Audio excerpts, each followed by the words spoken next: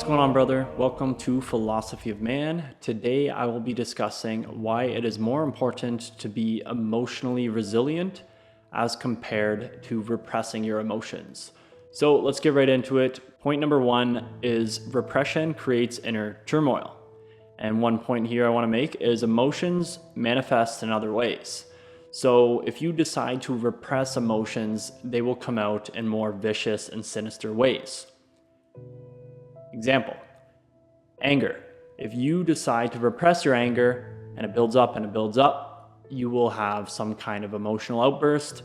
You will be short with your friends and family, and potentially, ultimately even, you could get physically violent, right? So if you decide to repress those negative emotions, they're going to manifest, right? So emotions are energy, and no matter what, that energy has to dissipate or go to something else. Because if it doesn't, then it's just going to do it on its own, subconsciously, usually, right? So that's why repressing them is not advantageous to pretty much anyone, okay? Another point here I want to make is if you continue to repress emotions, they will begin to eat away at your soul, okay?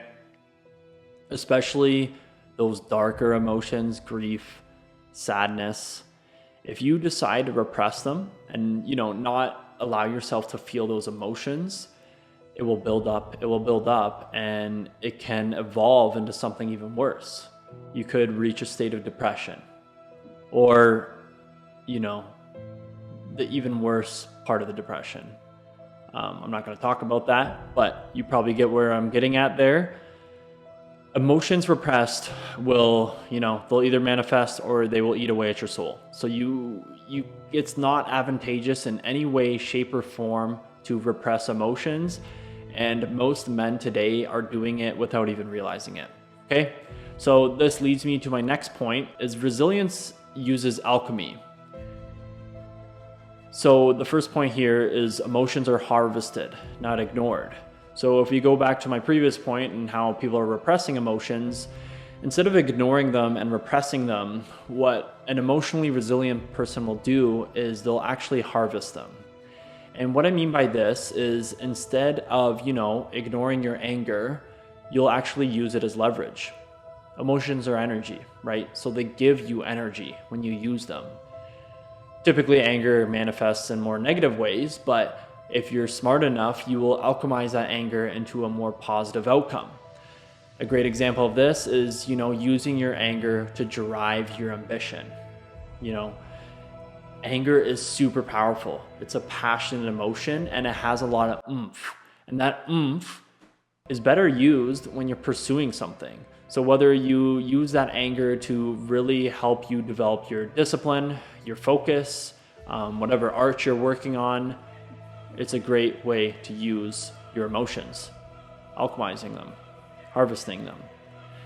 Another point here is use them for energy and meaning. So kind of working off of what I just said, that anger, that sadness, you can use that energy and utilize it in different avenues. We kind of touched briefly on there and how anger can be used to fuel your ambition. But another example here, I'm going at the top of my head, so bear with me. Sadness can definitely be seen in a better light. It can be seen as the necessary aspect of life to appreciate the happiness, right? You can't have the sun without the rain. And that's literally just a mindset switch, okay? The other portion of that point was finding meaning. Finding meaning in your emotions or your suffering. Viktor Frankl wrote a book called Man's Search for Meaning. Highly recommend it, check it out. But in that book, he talks about how the only people that survived the concentration camps during the Nazi regime were the ones that found meaning in their suffering. He gives a great example of this one individual. I can't remember the exact phrase or what he said, but the gist of the story is this. This individual had chosen to think in the mindset that he has yet to contribute his work to the world.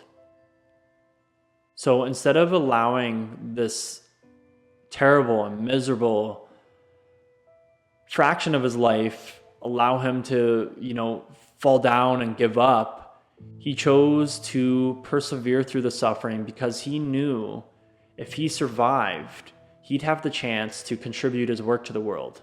And ultimately, that was his purpose. That was his purpose in that moment, was surviving so that he could bring his work to the world. Okay, so I'll leave number 2 there. Point number 3, resilience allows for growth. Repression denies ascendance. The path becomes clearer as you push through adversity. As adversity comes up, as obstacles come forth, and you decide to face those obstacles or embrace that adversity, your path will become clearer. If you're walking in a forest and there's a shrub of bushes in your way and you decide to cut through them, your path has opened up.